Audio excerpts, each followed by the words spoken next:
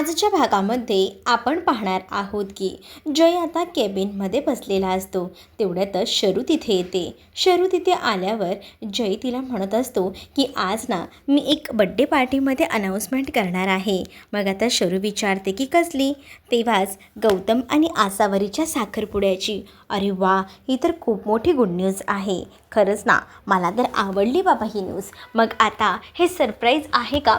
मग हे सरप्राईज कोणाला सांगायचं नाही आहे का? नाही, हे सरप्राईज आहे आणि हे कोणाला सांगायचं नाही आहे, हे सुद्धा आता त्याने सांगितलेलं असतं. मग ती म्हणत असते की ठीक आहे हे सगळं काही, पण मी काय म्हणते ते जरा ऐकतोयस का तू? अरे तुझं कधी रिव्हील करतोय? माझं कशाला रिव्हील करायला पाहिजे? अरे करायला हवं की. असं कसं चालणार आहे? रिव्हील तर करायचं आहे, पण ते कसं? मग त्यासाठी ना अरे एकदम बेस्ट आयडिया काहीतरी शोधायला हवी. साधंसुद्धा नाही, काहीतरी एकदम भारी. मग तिने रॅवीला आणि त्याचसोबत इकडे आता या मॅकलासुद्धा बोलवून घेतलेलं असतं. रॅवी आणि मॅकला जसं आता तो बोलवून घेतो ना, तसं मात्र आता मॅक सांगत असतो की काय ठरवलं आहे. मग तेच आता रॅवी बोलत असते की काय करायचं आहे. शरू म्हणत असते की आता ना आपल्याला मस्त असं फोटोशूट करायचं आहे. कसं फोटोशूट कसं करायचं आहे सांगा ना. मग तेव्हाच शरू आता एक आयडियाज देऊ लागते. शरू म्हणत असते की हे बघा, आपल्याला असं फोटोशूट करायचं आहे की ते एकदम धमाकेदार वाटलं पाहिजे. आणि त्याच वेळेला काय करायचं आहे या सगळ्या काही गोष्टी आता सांगितल्या जात असतात. आणि तेव्हाच इकडे आता शरू सांगत असते जयला की तू ना एक काम कर, रॅवीच्या हातामध्ये हात घे आणि मग आपण एक ना मस्त असं फोटोशूट करूया. आणि त्यामध्ये असं दाखवूया कॅप्शन देऊन की तुमचं जमलं आहे असं दाखवल्यावर बघ ना सगळेजण कसे खुश होतील. म्हणजे कसं ग्रुपवर हा फोटो पडला ना, मग सगळ्यांनाच वाटेल ना की तुझं आणि रॅवीचं जमलं आहे ते. आपण आता तिचा फेस नाही रिव्हील करायचा, फक्त तू तिच्या हातात हात दे, आपण छान असे फोटोज काढूया. मग तेव्हाच त्याला आता सांगितलं जातं की हात पुढे कर. मग आता जयना थोडा डगमगत असतो. जयला कळत नसतं की कसं आता काय रिव्हील कसं करायचं आहे. त्याला आता हात जेव्हा पुढे करायला सांगितला जातो ना, तेव्हा आता तो त्याचा हात ना कसा बसा कापायला लागतो. त्याचा हात जसा आता कापायला लागतो तसं आता शरू म्हणत असते की तुझं काय चाललं आहे? अरे फक्त तुला हात धरायला सांगितला आहे, एवढ्यातच तुझी ही अवस्था आहे तर पुढे काय? अरे जरा थांब, तुला सांगते असं कर. मग असं बोलून ती त्याला हात द्यायला पुढे सांगते. तेच आता जसं तो हात पुढे देतो ना, तसं मात्र आता शरू म्हणत असते की बघ आता रॅवी तू तिच्या हातावर हात ठेव.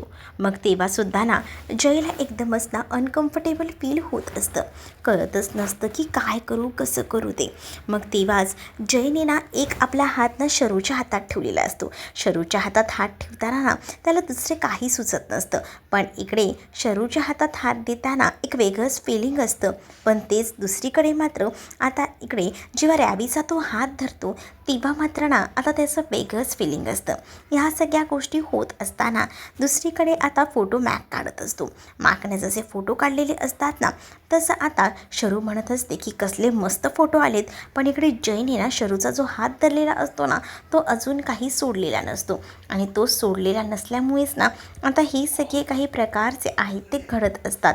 तेच दुसरीकडे आता पाहायला मिळतं की इकडे आता जायचं असतं ह्या लोकांना आसावरीसाठी गौतमकडे, कारण गौतमच्या वाढदिवसाचं आमंत्रण आलं आहे.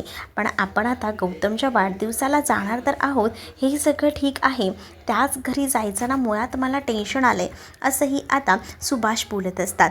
तेच आता आपले आसावरीचं ते होणारं सासर आहे, सो प्लीज तुम्ही असं बोलू नका, असं बोलून पमा यांना समजवत असते. पमाने त्यांना समजवल्याबरोबर दुसरीकडे आता पाहायला मिळतं की आसावरी आलेली असते आणि आसावरीला आता सगळेजण मिळून ना चिडवत असतात. तेच इकडे पार्टीमध्ये छान अशी तयारी झालेली असते. गौतमला भेटायला गौतमचे फ्रेंड्स, त्यासोबत समायरासुद्धा येते. समायरा जशी पुढे येते तशी समायराना येऊन ना आता त्याच्या अगदीच ना गळ्यात पडत असते. मग गौतमला ते आवडत नसतं, कारण त्याचं फक्त आसावरीवर प्रेम असतं. तेच आता आसावरीसुद्धा येते. आसावरीला बघता क्षणी तो वेडापिसा होतो.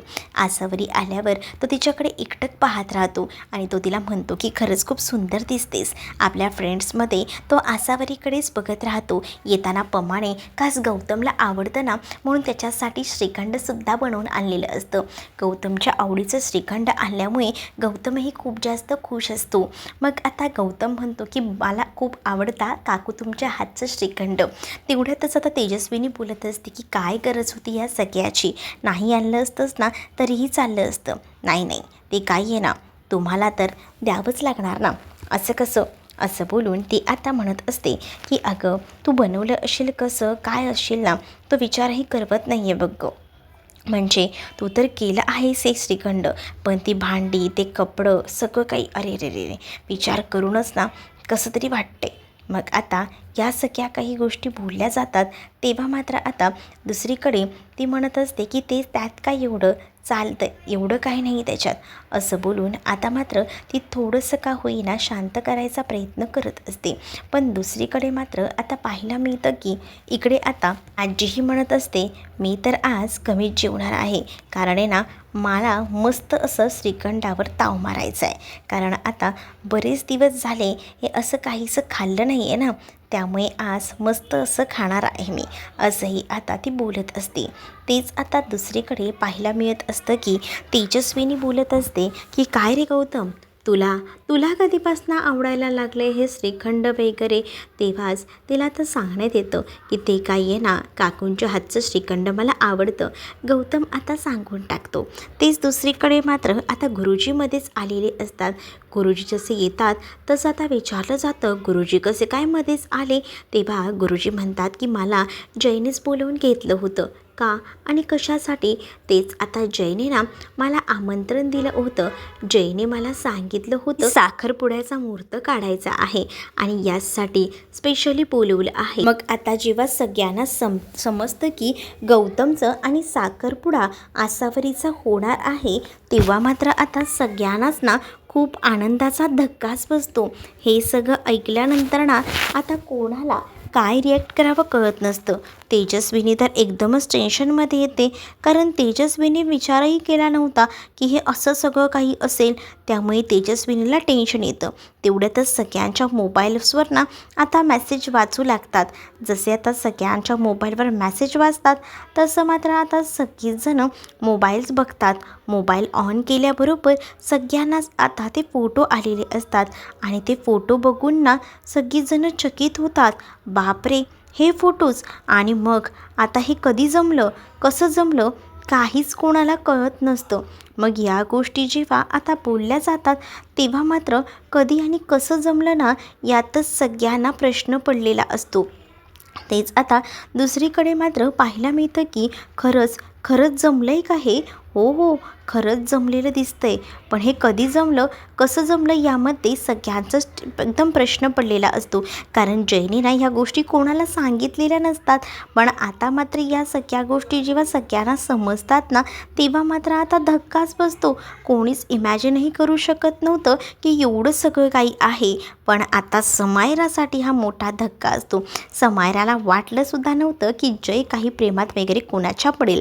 त्यामुळे ती विचार करत होती की आपलं याच्यामध्ये पोळी भाजणं शक्य होणार आहे. पण आता ह्या सगळ्या काही गोष्टी डोक्यात जातात जास्त करून तेजस्विनीच्या. आणि तेजस्विनीच्या जेव्हा ह्या गोष्टी डोक्यात जातात तेव्हा तेजस्विनी पुन्हा एकदा आतमध्ये येते आणि एक एक करून ते फोटोज ना पाहत असते. आणि जेव्हा ते एक एक फोटोज ती पाहत असते ना तेव्हा तिला प्रश्न पडतो की आता काय करायचं. आणि त्यामुळेच ना विचार ती करत असते की हा हात कोणाचा असेल, खरंच काही आहे का, असे विचार ना तिच्या मनामध्ये येऊ लागलेले असतात. तेव्हाच ना ती म्हणते की खरंच जय माझा प्रेमात पडला आहे का, हे कसं शक्य आहे, हे विचार तिच्या मनामध्ये सारखे फिरत राहतात. मग त्यानंतर दुसरीकडे समायरा आलेली असते आणि समायरा म्हणते की बापरे, म्हणजे माझ्या हातातनं तर सगळंच निघून गेलं, हे व्हायला नको होतं, असं बोलून ती आता रडू लागते. जशी आता ती रडत असते ना तसं मात्र आता तिला सांगितलं जातं की नको स्वतःला त्रास करून घेऊस. आणि जसं आता तिला बोललं जातं ना तसं मात्र आता ती म्हणत असते की का नको त्रास करून घेऊ, मला ना त्रास होतोय या सगळ्याचा, नको वाटतंय हे सगळं काही.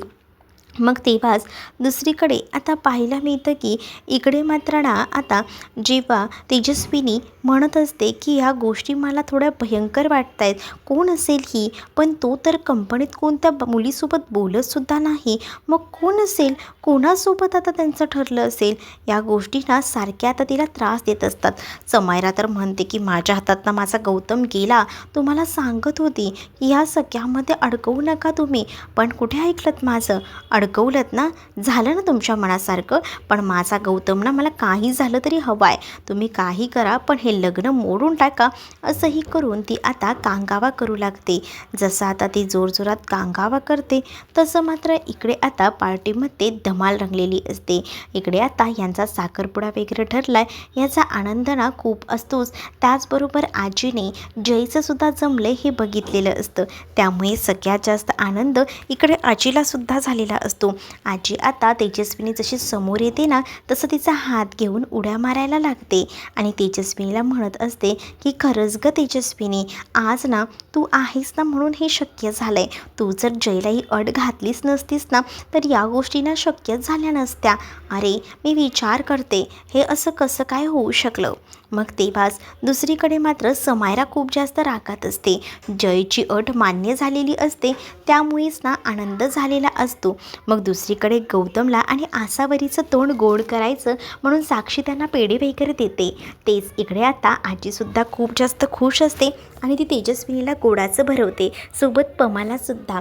कारण आहे ना त्यांचा आनंद ना अगदी 7व्या आसमानावर गेलेला असतो. त्यांच्यासाठी जय कोणाच्या तरी प्रेमात पडलाय ही गोष्टच खूप मोठी असते, जी की त्यांना पचनी पडत नसते, खास करून तेजस्विनीला. पमा तर खुश असते कारण पमाला आता कळतं की चला फायनली जयरावांनी कोणीतरी मुलगी बघितली स्वतःसाठी म्हटल्यावर आता हे लग्न वगैरे होऊ शकतं. म्हणूनच मग आता तिला आनंद झालेला असतो. इकडे आता जेव्हा ना इथे पिढा भरवायचं ठरतं तेव्हा गौतम ना हळूच ना आसावरीला घेऊन जो आहे तो आता आतमध्ये जायला निघतो. गौतम जेव्हा आसावरीला घेऊन तिकडनं निघून जातो ना तसं मात्र इकडे ना ही जी समायरा असते तिला राग येतो, ती रागात बघत असते. गौतम आता आसावरीला बेडरूममध्ये घेऊन येतो. जसं आता तो बेडरूममध्ये घेऊन येतो तसं आता तिच्या तोंडात ना तो पेढा भरवतो आणि तिच्या ओठाला तो पेढा लागलेला असतो. तेव्हाच तो थोडासा असा एकदमच ना रोमॅन्टिक होतो. तिच्या ओठाला लागलेला पेढा आपल्या अलगद हाताने घेतो आणि तो स्वतःच ना खायला सुरुवात करतो. जसं आता तो खातो तसं दोघांमध्येही ना छान असा एक रोमांस रंगलेला असतो आणि तेव्हा जेव्हा दोघांमध्येही रोमांस रंगतो ना आता इकडे थोडं आसावरीला अनकम्फर्टेबल वाटत असतं आणि तेव्हाच इकडे गौतम मात्र एकदम खुश असतो. गौतमचा आनंद तर बघायलाच नको होता, कारण गौतमला एकदम छान वाटत होतं. त्याने इमॅजिनही केलं नव्हतं की या सगळ्या काही गोष्टी ना एवढ्या भारी घडतील, पण एकदमच छान असं सगळं घडलेलं होतं. तेच आसावरीसुद्धा खुश असते, कारण त्यांना वाटलं नव्हतं की एवढ्या लवकर हे सगळं होईल करून. कारण जयने तर सांगितलं होतं की तुझ्या मनाप्रमाणे मी गोष्टी करेन, पण एवढं फास्ट करेल ना असा विचार केला नव्हता. तेच आता दुसरीकडे आसावरी खूप जास्त खुश असते. आसावरी आता म्हणत असते की खरंच ना ही किती मोठी आनंदाची गोष्ट आहे, फायनली आपलं स्वप्न पूर्ण होतं आहे, त्यामुळे आता त्यांना आनंद झालेला असतो. तेच आता आसावरी आणि गौतम बेडरूममध्ये हा सगळा जो क्षण आहे तो एन्जॉय करत असतात. पण समायराला मात्र या सगळ्याचा राग आलेला असतो. इकडे आसावरी गौतम मस्त एन्जॉयमेंट करत असतात, कारण आता त्यांचा साखरपुडा फिक्स होणार असतो आणि जयने हे डिक्लेअर केलेलं असतं. पण इकडे जयला मात्र आता कळत नसतं, जय कोमातच गेलेला असतो, कारण आता घरी गेल्यावर सगळ्यांच्या प्रश्नांची उत्तरं त्याला द्यायची असतात. त्या प्रश्नांना त्याला आता उत्तरं कशी द्यायची समजत नसतं, कारण आता तो गेल्यानंतर त्याला माहिती आहे की तिथे गेल्यावर आपल्याला काही ना काही विचारणार. मग आता आपण काय रिॲक्ट करावं, काय बोलावं हे समजत नसतं. तेव्हा शरू त्याला म्हणत असते की काय घाबरतोस, अरे बिंदास सांगून टाक. पण आता जयला या लोकांसमोर जायची म्हणजे भीती वाटत असते, तरीसुद्धा ती त्याला जबरदस्ती आतमध्ये घेऊन जाते. तेच आता शरू आणि जय जेव्हा आतमध्ये जातात तेव्हा गौतम बघतो. गौतम जाऊन लगेच ना जयला मिठी वगैरे मारतो, कारण त्याचं जे काही जमू शकते आसावरी आणि गौतमचा साखरपुडा होऊ शकतोय हे फक्त जयमुळे होऊ शकते आणि त्यामुळेच ना खूप आनंद आता झालेला असतो आणि तो जाऊन मिठी वगैरे मारतो. पण तेजस्विनी मात्र त्याच्याकडे बघत असते, तर जयला मात्र तेजस्विनीला कसं सामोरं जायचं हे कळत नसतं. त्यामुळे आता तो थोडा धक्क्यामध्येच असतो. तर तुम्हाला हा भाग कसा वाटला हे कमेंटमध्ये मला नक्कीच सांगा. अशाच अपडेट्ससाठी आपल्या चॅनलला सबस्क्राईब करा. चला तर मग भेटूया पुढच्या भागामध्ये. तोपर्यंत टाटा, बाय.